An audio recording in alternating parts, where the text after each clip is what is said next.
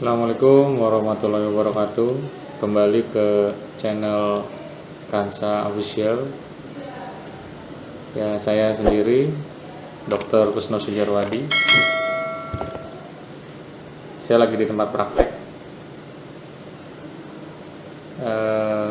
Di sini saya akan menjelaskan sedikit tentang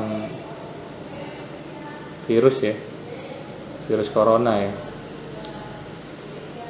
Jadi virus corona itu merupakan virus golongan RNA.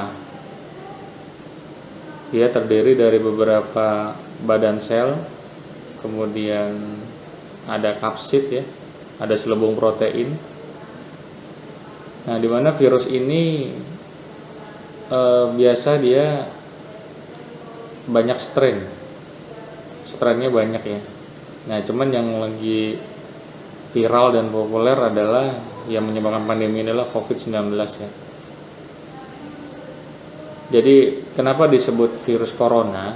Karena virus ini berbentuk seperti lingkaran dan mempunyai mahkota.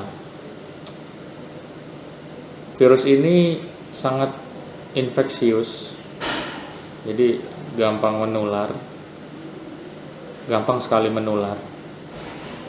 Bahkan ada beberapa literatur yang bilang virus ini sudah bisa bermutasi dan lebih infeksius penularannya. Jadi sebisa mungkin kita mencegah dibandingin mengobati ya. Jadi lebih baik kita mencegah daripada kita mengobati. Yang pertama, kita gunakan masker ya. Setiap pergi kemana-mana diwajibkan pakai masker. Kalau bisa double ya maskernya. Kemudian yang kedua, itu tetap jaga jarak. Yang ketiga, cuci tangan ya. Kalau mau makan apapun kita cuci tangan. Kalau ada face shield atau kacamata ya boleh dipakai. Kalau enggak juga nggak apa-apa. Pakai masker sudah cukup lah, 2 ya. Dan yang gak kalah penting adalah bagaimana cara menaikkan antibodi. Karena virus ini akan lemah dan inaktif jika antibodi dalam darah kita naik ya. Kita punya sel darah putih, manusia punya sel darah putih banyak macam ya. Ada makrofag, kemudian ada limfosit B, ada limfosit T, ada sel T memori ya. Jadi sel darah putih sebagian besar dibagi 2 ya, limfosit B sama limfosit T. Nah, limfosit T itu berfungsi sebagai memori, jadi mengingat apabila ada virus yang masuk ke dalam tubuh. Kalau limfosit B tugasnya sebagai pemberi sinyal atau sebagai memfagosit ya. Jadi memfagosit itu memakan si virusnya. Terutama dia memberikan contoh atau memberikan sinyal kepada makrofag untuk memakan virus. Biasanya disebut interleukin ya. Kalau di liver disebut interferon beta ya. Ada alfa dan beta. Jadi gimana sih kita supaya naik sistem imun kita? Yang pertama itu yang gak kalah penting adalah istirahat cukup ya. Kalau memang tidak ada kepentingan yang mendesak, tidur cukup 6-8 jam atau 7 jam ya. Kemudian kurangi makan makanan yang mengandung gula tinggi ya. Apalagi kalau ada pasien yang diabetes, sakit gula, dia sangat mudah banget terserang corona dan hipertensi ya. Karena sistem imun dia turun ya. Karena orang yang berpenyakit gula atau diabetes itu gulanya sangat pekat ya. Gula darah di dalam darah itu pekat ya. Jadi si sel darah putih itu sangat sulit gitu menjangkau virus tersebut. Dan gula itu sebagai bahan bakar virus ya. Jadi sangat disarankan orang yang dengan penyakit gula kalau bisa diet low carbo fastosis ya. Di channel saya sebelumnya sudah saya jelaskan ya. Nanti bisa dilihat videonya. Jadi itu secara detail saya jelaskan cara diet yang bagus dan sehat, bahkan tanpa obat ya. Saya sendiri mengidap diabetes dan hipertensi. Saat ini saya sudah tidak mengkonsumsi obat diabetes, bahkan saya menggunakan insulin gitu. Jadi saran saya untuk orang-orang yang diabetes dan hipertensi bisa lihat channel YouTube saya,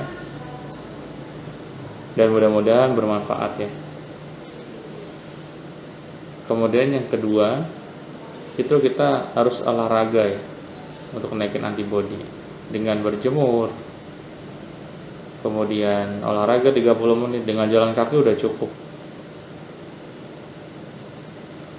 Habis itu yang ketiga, kita nggak boleh cemas, panik atau takut ya. Misalnya kita terkena positif COVID ya, karena antibodi kita akan turun.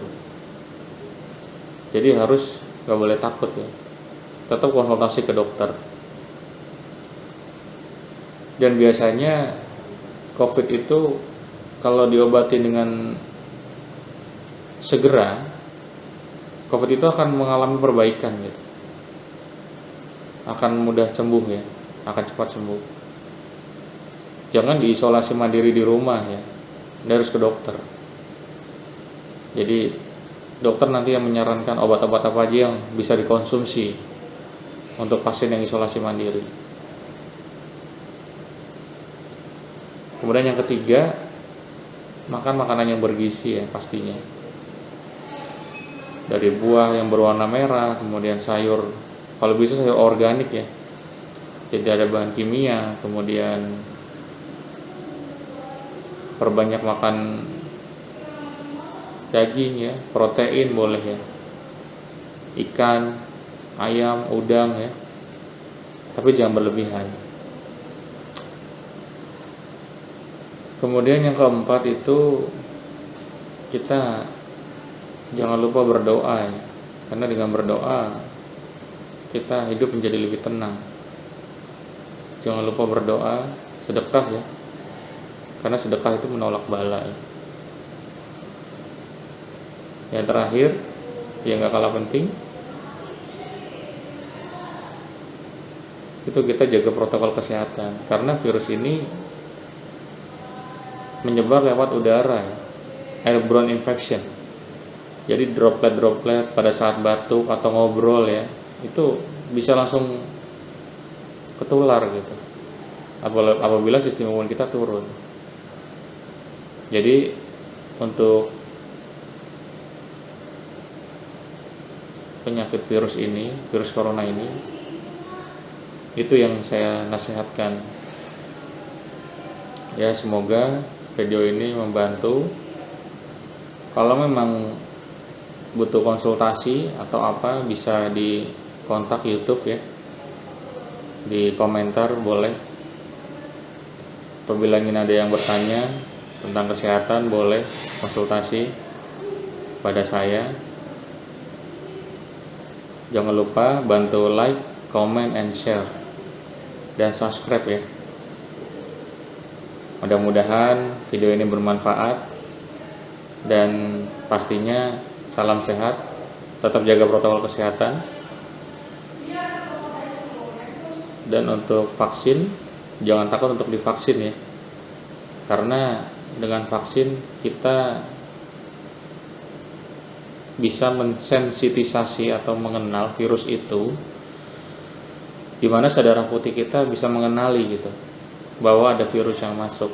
Karena di dalam vaksin itu ada virus yang dilemahkan ya, bukan virus aktif ya. Itu salah ya kalau itu virus aktif ya, itu virus yang dilemahkan. Memang itu virus corona, tapi bagian-bagian yang kecil, serpihan yang kecil atau fragmen yang kecil gitu. Jadi jangan takut untuk divaksin. supaya kita punya kekebalan terhadap virus gitu. Oke, salam semangat, salam sehat. Sampai berjumpa di konten-konten kesehatan berikutnya. Assalamualaikum warahmatullahi wabarakatuh.